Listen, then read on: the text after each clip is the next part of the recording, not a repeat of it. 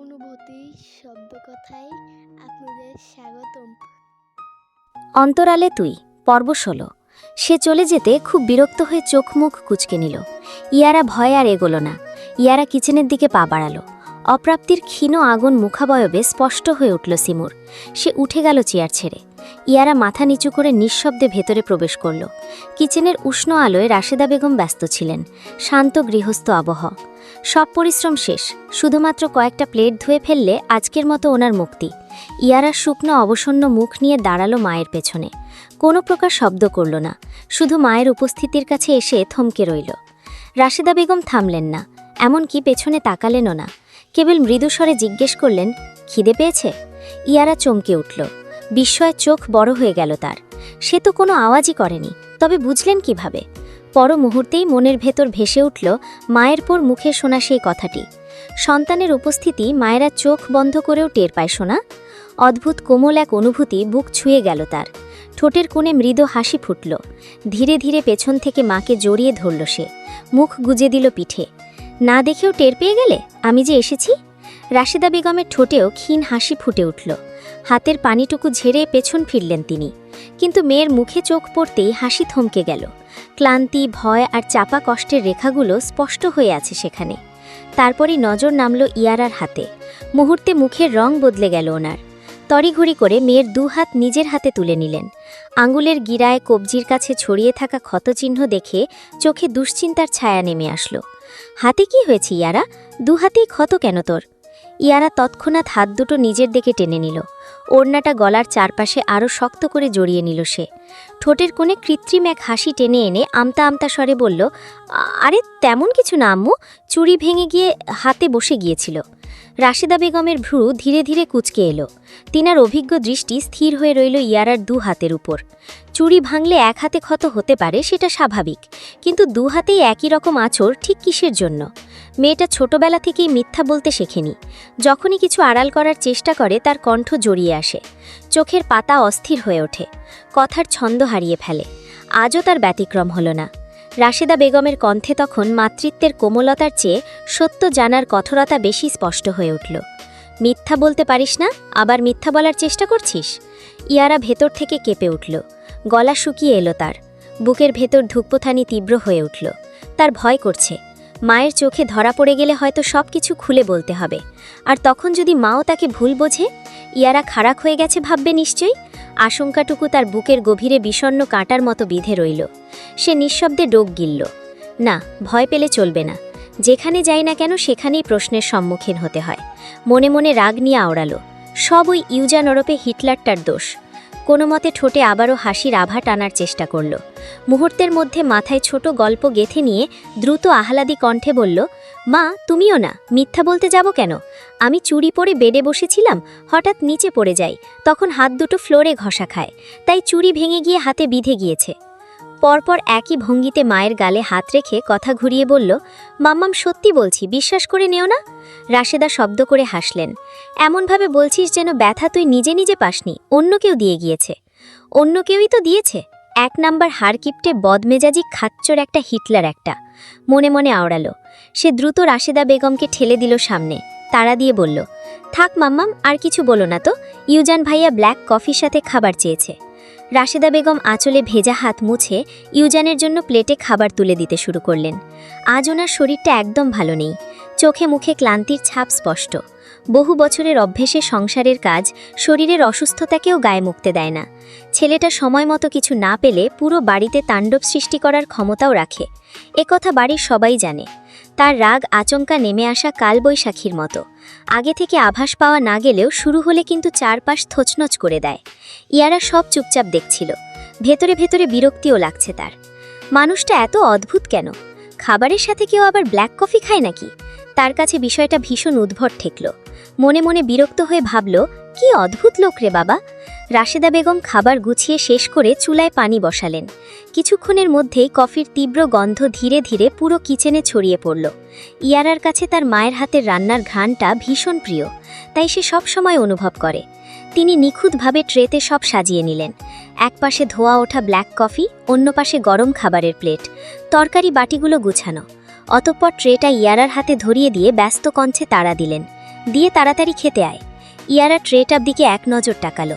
মাকে মোটেও মানা করা যাবে না, সে নিজের চোখেই তো দেখতে পাচ্ছে তার মা কতটা ক্লান্ত। এত কাজ করে শরীরে এনার্জি বা কতটুকু থাকে আর। বড় করে শ্বাস টেনে কিচেন থেকে বের গেল। সিঁড়ির দিকে পা বাড়াতে বুকের ভেতর অস্বস্তি এসে জমল, কারণ উপরে যে মানুষটা অপেক্ষা করছে তার মেজাজ কখন কোন দিকে মন নেয় সেটা আন্দাজ করা দায়। ট্রে দুহাতে সামলে ধীর পায়ে সিঁড়ি বেয়ে উপরে উঠতে লাগল। নিচতলার কোলাহল অনেক আগেই স্তব্ধ হয়েছে, যে যার মতো রুমে চলে গিয়েছে। উপরে উঠতে করিডরের শেষ প্রান্তে ক্ষণিকের জন্য তার দৃষ্টি আটকে গেল সিমু আর সিমরানের উপর। দুজন গেস্ট রুমের দরজা ঠেলে ভেতরে প্রবেশ করছে। অবশ্য তারা কেউ ইয়ারাকে লক্ষ্য করেনি। ইয়ারা কোনো শব্দ না করে সামনে এগিয়ে এলো। করিডরের মৃদু সাদা আলোয় তার ছায়াটা দীর্ঘ হয়ে ফ্লোরের ওপর পড়েছে। হাতে ধরা ট্রের কাপের ভেতর থেকে ধোঁয়া উঠছে ধীরে ধীরে। ধোঁয়ার সাথে মিশে আছে ব্ল্যাক কফির তীব্র গন্ধ। তার মোটেও ব্ল্যাক কফি পছন্দ নয়। যেহেতু লোকটা রাত জেগে অফিসের কাজ করে, সে সুবাদে প্রতি রাতে তার ব্ল্যাক কফি চাই। অবশেষে সে এসে থামল ইউজানের রুমের সামনে। প্রতিবারের মতো আজও দরজাটা পুরোপুরি বন্ধ নয়, হালকা চাপানো। দরজার সরু ফাঁক গলে এসির ঠান্ডা বাতাস কণা কণা হয়ে এসে ছুঁয়ে গেল ইয়ারার মুখ। শীতল বাতাসের সূক্ষ্ম পরশ লাগতে ইয়ারার অন্তর অকারণে কেঁপে উঠল। এই দরজার সামনে এলে কেন জানি তার সমস্ত স্বাভাবিকতা এলোমেলো হয়ে যায়। ভেতরে চাপা অস্বস্তি জন্ম নেয়। তার কারণ হয়তো অবহেলা আর অপমান। সে কয়েক মুহূর্ত স্থির হয়ে দাঁড়িয়ে রইল। হাতে ধরা ট্রের কাপের ভেতর থেকে ধোঁয়া উঠে ধীরে ধীরে শূন্যে মিলিয়ে যাচ্ছে। বেশিক্ষণ দাঁড়িয়ে থাকলে ঠান্ডা হয়ে যাবে। আঙুলগুলো কেমন তার ক্রমশ শীতল হয়ে আসছে। ভেতরে প্রবেশ করার বিন্দুমাত্র ইচ্ছা নেই। তার ইচ্ছে করছে ট্রেটা দরজার বাইরে রেখে ফিরে যেতে, কিন্তু সেই সাহসও হয়ে উঠছে না। এর জন্য মায়ের কাছে দ্বিগুণ বকা খেতে হবে। অবশেষে দীর্ঘ শ্বাস টেনে চোখ দুটো ক্ষণিকের জন্য বন্ধ করল। নিজের মধ্যে ছড়িয়ে পড়া সাহসটুকু কুড়িয়ে এক জড়ো করল। অতঃপর ধীরে ধীরে দরজাটা ঠেলে ভেতরে প্রবেশ করল। রুমে ঢুকেই প্রথম দৃষ্টি গেল বেডের দিকে। বিশাল সাদা চাদরে মোড়ানো বেডটা নিঃসঙ্গ। ইয়ারার দৃষ্টি ঘুরে এলো রুমের অপর প্রান্তে। দৃষ্টি সেদিকে স্থির হল। কালচে ধূসর কাউচে হেলান দিয়ে বসে আছে ইউজান, দুপা সামনের দিকে প্রসারিত। উরুর ওপরে রাখা খোলা ল্যাপটপে স্থির তার দৃষ্টি। পুরুষালী আমলগুলো নির্লিপ্ত ভঙ্গিতে কিবোর্ড ছুঁয়ে যাচ্ছে। রুমের মৃদু নীলাভ আলো তার তীক্ষ্ণ মুখাবয়ব হালকা স্পষ্ট। এলোমেলো চুলের ভাগ গলে কপালের ওপর নেমে আসা অন্ধকার ছায়া তাকে আরও দুর্বোধ্য করে তুলেছে। তার চারপাশে এক ধরনের নীরব গাম্ভীর্য ছড়িয়ে আছে। পুরো কক্ষটা স্তব্ধ। ইয়ারা নিঃশব্দ পদক্ষেপে কক্ষের ভেতরে প্রবেশ করল। রুম জুড়ে ছড়িয়ে থাকা নীলাভ মৃদু আলো পুরো পরিবেশটাকে অদ্ভুত আবরণে ঢেকে রেখেছে। আলোর ক্ষীণে সবকিছু স্পষ্ট নয়, আবার সম্পূর্ণ অস্পষ্টও নয়। এসির সাথে ফ্যানের ঠান্ডা বাতাস পর্দা দুলাচ্ছে। রুমের কোথাও কোনো শব্দ নেই, শুধু ল্যাপটপের স্ক্রিনে ক্ষীণ আলোর প্রতিফলন পড়ে মাঝে মাঝে ইউজানের তীক্ষ্ণ মুখাবয়বের রেখাগুলো স্পষ্ট হয়ে উঠছে। ইয়ারা নীরব ভঙ্গিতে সামনে এগিয়ে গেল। ঝুঁকে স্কচ টেবিলের ওপর ট্রেটা আস্তে করে রেখে দিল। উদ্দেশ্য ইউজান বুঝে ওঠার আগে নিঃশব্দে ভেতর থেকে বেরিয়ে যাবে। ট্রে রাখা মাত্রই আর এক মুহূর্ত দাঁড়াল না সে।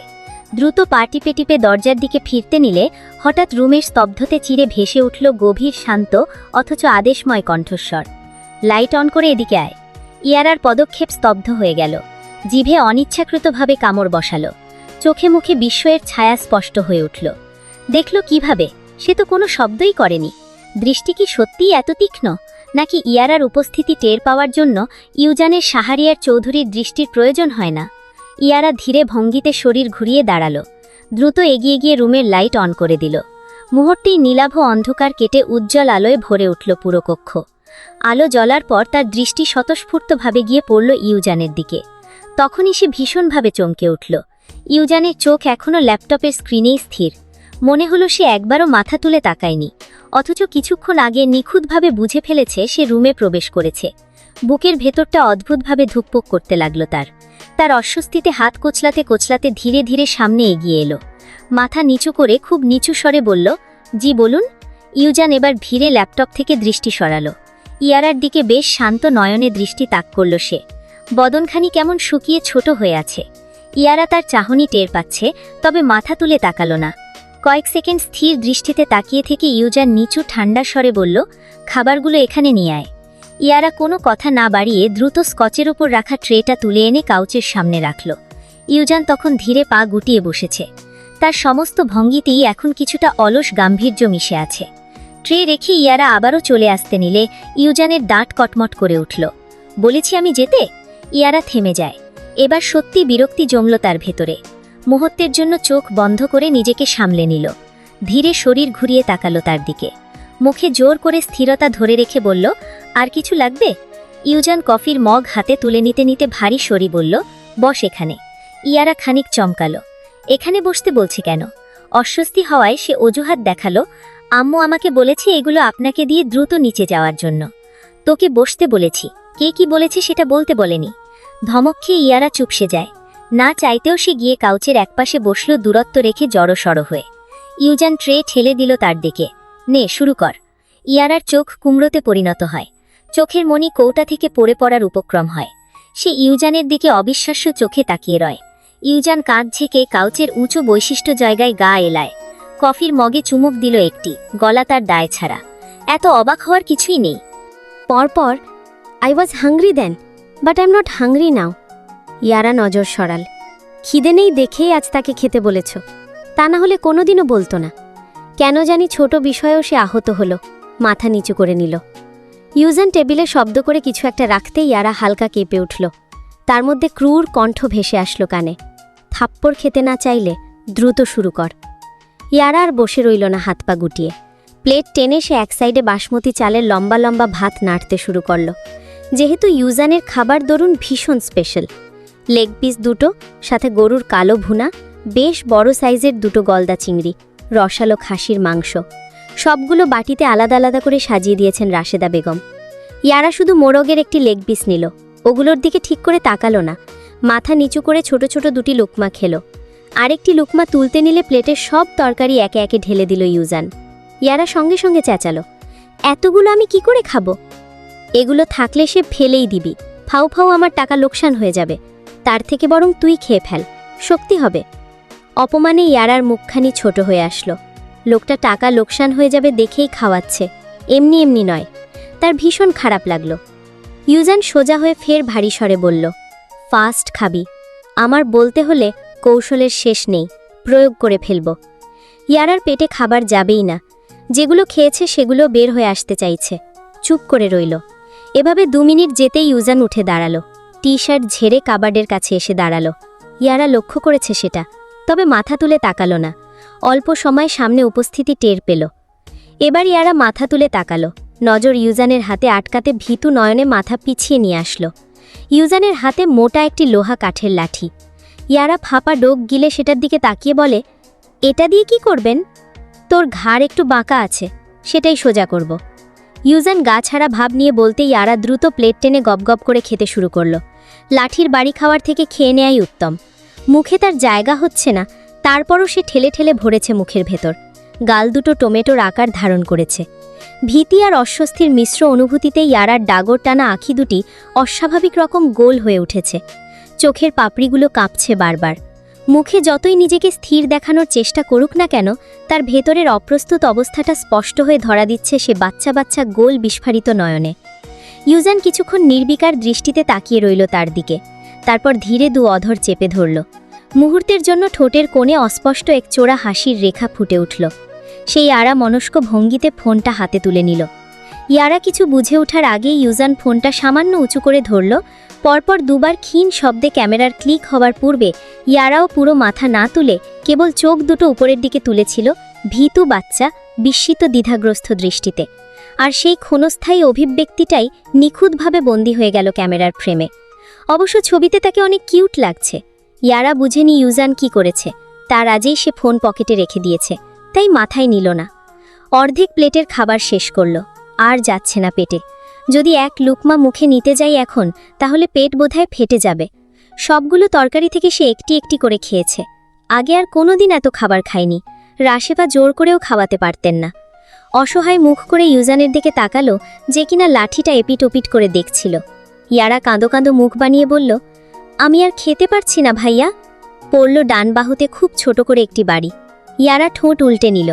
বাঁ হাতের তালু দিয়ে বাহু ডলতে শুরু করে দিল, যদিও অল্প ব্যথা পেয়েছে। ইউজান দাঁত খিচে বলে, কেন মেরেছি জানিস? ইয়ারা ভ্রু কুচকায়। কেন? ইউজান লাঠি জায়গাটা জায়গায় রেখে ঘাড় এদিক ওদিক করে তেড়া উত্তর দিল, উহু, বলবো না। ইয়ারা ভ্যাবা চাক্কা খেল। নিজে বলেই আবার নিজেই ঢং করে, যত সব তার সাথেই করতে পারে, শয়তান একটা। সে ভেবে ইউজানকে কাবার্ডের কাছে দেখে সুযোগ পেয়ে প্লেট নিয়ে দাঁড়ালো। দৌড়ে রুম থেকে বেরোতে বেরোতে বলল, এগুলো ফেলবো না, আমার পুষিকে নিয়ে খাওয়াবো, আপনার লোকসান হবে না। গোধূলির আবঝা বিকেল, আকাশ জুড়ে লালচে কমলা রঙের আভা ছড়িয়ে পড়েছে। দিনের শেষ আলো ধীরে ধীরে নরম হয়ে শহরের ওপর নেমে আসছে এক বিষণ্ণ শান্তি নিয়ে। সারাটা দিন বাড়ির চার দেয়ালের মাঝে বন্দি থাকতে থাকতে ইয়ারার মন আজ অদ্ভুত রকম হাঁপিয়ে উঠেছিল। বুকের ভেতরটা কেমন ভার ভার লাগছে। তাই বহুদিন পর তার হঠাৎ ইচ্ছে হলো একটু খোলা আকাশের নিচে নিঃশ্বাস নিয়ে মুক্ত বাতাসে হাঁটার। পশ্চিম গলির মুখে যে বিশাল মাঠটা আছে, সেখানে সন্ধ্যের আগে অনেকেই হাঁটতে যায়। ছোটবেলায় সেও যেত মাঝে মাঝে। আজ হঠাৎ করে সেই জায়গাটার কথা খুব মনে পড়ে গেল তার। ইয়ারা বেশ কিছুক্ষণ ভেবেচিন্তে অবশেষে সাহস সঞ্চয় করে কিচেনের দিকে এগোলো। রাশেদা বেগম তখন ব্যস্ত হাতে রাতের রান্না গুছিয়ে রাখছিলেন। চুলার আগুনের হলদে আলো ওনার ক্লান্ত মুখে পড়ে আরও অবসন্ন লাগছে। ইয়ারা ধীরে গিয়ে পেছন থেকে মায়ের হাত জড়ালো। মাম্মাম, একটা কথা বলি? রাশেদা বেগম হালকা ঘাড় ঘুরিয়ে মুখের দিকে তাকালেন। কি চাই আবার? ইয়ারা ঠোঁট ফুলিয়ে বয়সসুলভ ভঙ্গিতে বলল, বাহিরে একটু হাঁটতে যাব, খুব অল্প সময়ের জন্য, প্লিজ না করো না, মাথাটা ভীষণ ধরেছে। রাশেদা বেগম সঙ্গে সঙ্গে কপাল কুঁচকে ফেললেন। এই সন্ধেবেলা? বাহিরে কত লোকজন, দরকার নেই। ইয়ারা আরও গা ঘেঁষে দাঁড়ালো, কণ্ঠ নরম করে বলল, আমি একা যাচ্ছি না, তিথিও থাকবে। পশ্চিম গলির মাঠ পর্যন্তই শুধু যাব, একটু হেঁটে চলে আসব। মেয়ের মুখের দিকে কিছুক্ষণ তাকিয়ে রইলেন তিনি, শেষমেশ না বলতে পারলেন না। দীর্ঘশ্বাস ফেলে বললেন, বেশি দেরি করবি না, পরে তোর জেঠিমা দেখলে ভীষণ বকবে। ইয়ারার মুখ সঙ্গে সঙ্গে উজ্জ্বল হয়ে উঠল। সে হাসমুখে মায়ের গালে আলতো চুমু খেয়ে দৌড়ে কিচেন থেকে চলে গেল। খুব সাধারণ একটা হালকা দই রঙের 3 পিস পরে নিল সে। ওড়নাটা ভালো করে গলায় পেঁচিয়ে চুলগুলোও বেঁধে ফেলল। তারপর নিঃশব্দ পায়ে সিঁড়ি বেয়ে নিচে নামল। জিমিকে আজ বলল না সাথে যাওয়ার জন্য। জিমি, সিমরান, সিমু এবং বাকি মেহমানরা দুপুরে নিচে বেশ জমিয়ে আড্ডা দিয়েছে। সে নিচে নামেনি জেঠির ভয়ে। রুমে বসে বসে ভোর হচ্ছিল। এখন সকলে ছাদে আছে। ইয়ারা সুযোগ বুঝে দ্রুত নিচে নেমে বেরিয়ে গেল। মেন গেট পেরোনোর সময় আক্কাসের মুখোমুখি হলো। আক্কাস চেয়ারে বসে চিন্তিত হয়ে ইয়ারাকে প্রশ্ন করল, কই যাইতাছো ইয়ারা? আরে ভয় পেও না আক্কাস ভাই, আজ আর রাস্তার ওপারে যাচ্ছি না, তিথিদের বাসায় যাচ্ছি। আক্কাস স্বস্তি পেল। আচ্ছা যাও, সাইড দিয়ে দেখা শুই না যাইও কিন্তু কয়ে দিলাম। ইয়ারা মুচকি হেসে মাথা নাড়িয়ে রোড সাইড দিয়ে যেতে শুরু করল। 9 নম্বর সেক্টরে তিথিদের বাসা। গলির মাথা পেরিয়ে সে দ্রুত হাঁটতে হাঁটতে গেট পেরিয়ে তিথিদের বাড়ির সামনে এসে দাঁড়ালো। গোধূলির নরম আলোয় চারপাশটা কেমন ধূসর রঙে ঢেকে গেছে। তিথি ছাদ থেকে ইয়ারাকে দেখে দৌড়ে নিচে নেমে আসলো। চল তিথি, পশ্চিম মাঠে ঘুরে আসি। সে না হয় যাব, তবে জিমি কই? ওরে ছাড়াই যাব, আমি ইচ্ছে করে জিমিকে বলিনি, যদি জেঠিমা বকে তাই। তোর জেঠিটাও না একটু বেশিই করে। বলতে বলতে দুজন গেট দিয়ে বের হয়ে গেল। দুজন পাশাপাশি হাঁটতে শুরু করলো পশ্চিম গলির বিশাল মাঠের দিকে। কিছুটা সামনে যেতে দূর থেকেই মাঠের খোলা বিস্তৃতি চোখে পড়ছে। সন্ধ্যের নরম বাতাসে গাছের ডাল দুলছে ধীরে ধীরে। বহুদিন পর খোলা আকাশের নিচে হাঁটতে বেরিয়ে ইয়ারার হৃদয় ভীষণ শান্তি হলো। শহরের মধ্যে এই জায়গাটা একটু গ্রাম গ্রাম ভাইবস দেয়। তিথিরের সাথে গল্প করতে করতে ইয়ারারা ধীরে ধীরে মাঠের পাশ ঘেঁষে এগিয়ে গেল। গোধূলির শেষ আলো ততক্ষণে আরও নরম হয়ে এসেছে। পশ্চিম আকাশে সূর্যের লালচে আভা ধীরে ধীরে ফিকে হয়ে গিয়ে চারপাশে এক শান্ত স্নিগ্ধতা ছড়িয়ে দিচ্ছে। মাঠের ভেজা ঘাসের ওপর সন্ধ্যের বাতাস বয়ে যাচ্ছে ধীর ছন্দে। তার একপাশ ঘেঁষেই ছোট্ট একটি বাগান, খুব বড় নয়, তবে অসম্ভব সুন্দর। চারদিকে নানান ফুলের গাছ সারি সারি সাজানো, কোথাও গোলাপ, কোথাও রজনীগন্ধা, কোথাও আবার নাম না জানা ছোট ছোট রঙিন ফুল হাওয়ায় দুলছে। বাগানের মাঝ বরাবর সরু ইটের পথ চলে গেছে ভেতরের দিকে, দুপাশে ঝোপঝাড়। ইয়ারা ধীরে ধীরে সেই পথ ধরে হাঁটতে লাগলো। বহুদিন পর তার এতটা হালকা লাগছে। মুখে অজান্তেই হাসি ফুটে উঠেছে। কখনো ফুলের দিকে ঝুঁকে গন্ধ নিচ্ছে, কখনো বাতাসে উড়ে আসা শুকনো পাতা পায়ে ঠেলে সরিয়ে দিচ্ছে। তিথির অবাক হয়ে তাকিয়ে আছে তার দিকে। এই মেয়েটাকে বাড়িতে যতটা চুপচাপ আর গুটিয়ে থাকা লাগে, বাহিরে এসে ঠিক ততটাই প্রাণবন্ত দেখায়। ইয়ারা আচমকা 2 হাত ছড়িয়ে বাতাস টেনে নিল বুক ভরে। কতদিন পর সত্যিকারের নিঃশ্বাস নিল সে। বাগানের একদম পাশ ঘেঁষেই বিশাল খোলা মাঠটা পড়েছে। সেখানে কয়েকটা বাচ্চা এখনো দৌড়াদৌড়ি করছে। দূরে কেউ ফুটবল খেলছে। সন্ধ্যের আধো অন্ধকারে মানুষের হাসির শব্দগুলো ভেসে এসে পরিবেশটাকে আরও সুন্দর করে তুলছে। মাঠের ঠিক অপর পাশ দিয়ে চলে গেছে একটি সরু রাস্তা। রাস্তার ধারে সারি সারি লম্বা তালগাছ মাথা উঁচু করে দাঁড়িয়ে আছে। গোধূলির আবঝা আলোয় গাছগুলোর দীর্ঘ ছায়া রাস্তার ওপর পড়ে অদ্ভুত সুন্দর দৃশ্য তৈরি করেছে। বাতাস এলেই তালপাতাগুলো কাঁপছে। সেই শব্দে কেমন এক গ্রাম্য শান্তির আবেশ মিশে আছে। ইয়ারা কিছুক্ষণ স্থির হয়ে তাকিয়ে রইল সেদিকে। তার মনে হলো, জীবন যদি এমন শান্ত কোনো বিকেলের মতো হতো তাহলে হয়তো বুকের ভেতর এত অস্থিরতা জমে থাকতো না। তবে সুদূরে রাস্তায় বাইকের ওপর বসে কেউ একজন যে তাকে মন ভরে দেখছে, সেটা কি চোখাচোখি হয়েছে তার?